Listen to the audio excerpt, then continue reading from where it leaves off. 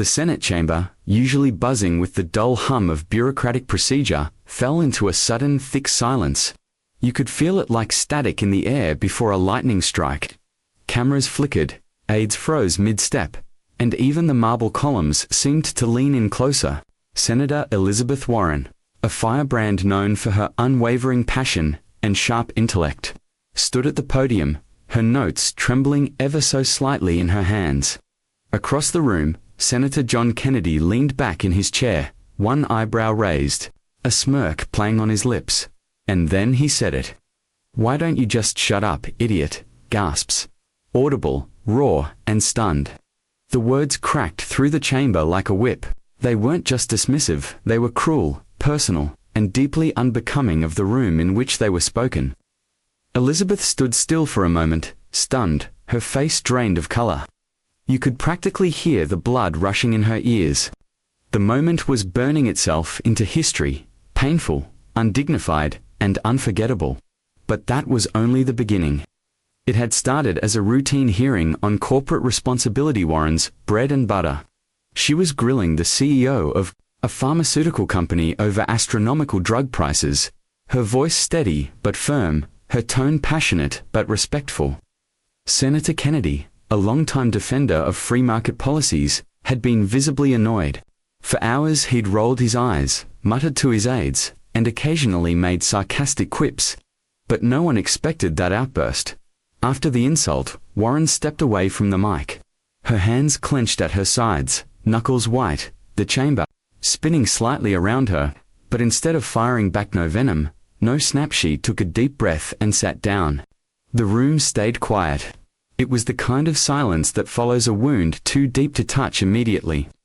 Over the next few hours, news broke like a tidal wave. Clips of the moment went viral, spiraling across every platform. Memes, outrage, defenses, and hashtags flooded the internet. Commentators dissected every syllable. Her allies rallied, her critics gloated. But beneath the spectacle, Elizabeth Warren sat in her office, silent, wounded, and exhausted. It wasn't the first time she'd been talked down to. It wasn't even the first time someone had tried to reduce her to a caricature, a shrill woman, an emotional liberal, a know-it-all. But this time was different. This time, it happened in front of the world.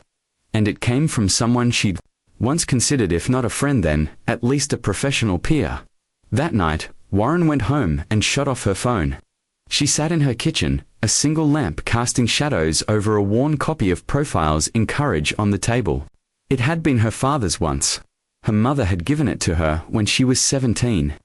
She stared at the cover for a long time, her reflection ghosting in the glossy surface. "Am I making a difference?" she whispered aloud.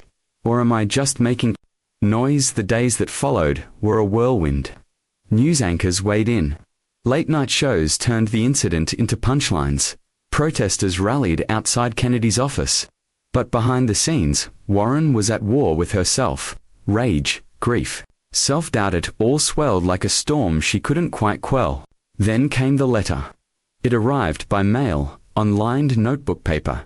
A girl named Maya, 14, from Topeka, Kansas.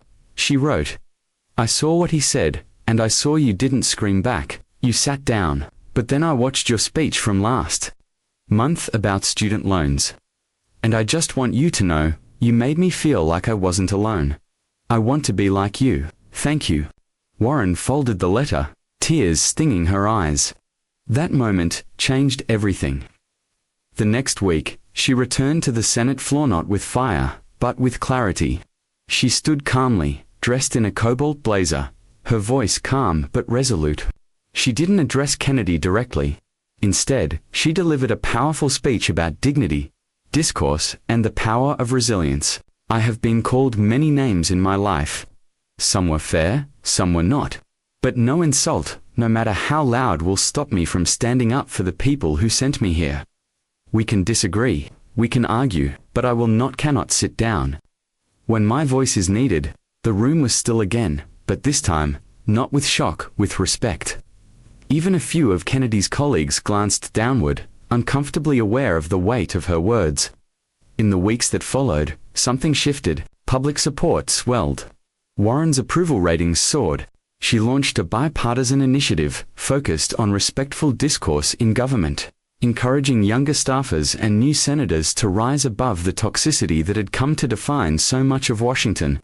She traveled to universities, town halls, and even conservative districts, not to debate, but to listen and to teach how to fight with facts, not fury. As for Senator Kennedy, the backlash was slow but steady. His comment haunted his appearances, often cited as an example of political discourse gone wrong. While he remained in office, the stain never quite lifted. Warren, on the other hand, became a symbol, not just of progressive politics, but of endurance, grace, and the courage to keep speaking when the world tries to silence you. By the end of that year, Elizabeth Warren had released a book titled Still Standing. In it, she wrote, "I've been told to shut up. I've been called names, but I refuse to be small. I refuse to make myself quieter, just to make others comfortable. I will speak because too many people don't get the chance to." The book became a bestseller, yes, but more importantly, it sparked conversations at dinner tables, in classrooms, on podcasts, about how we treat each other when we disagree. And Maya, the girl from Kansas, she got to meet Senator Warren at a town hall 6 months later. She stood in line with her mother for 2 hours, letter in hand. When she finally met her hero, she said just one thing: "You didn't lose control. You took it back." Elizabeth hugged her tightly, eyes shining. Because in the end, it wasn't about what was said in anger. It was about what came after. It was about choosing grace over vengeance, voice over violence, strength over silence, and remembering that sometimes the most powerful thing you can do is keep speaking. Even when they tell you to shut up, especially then.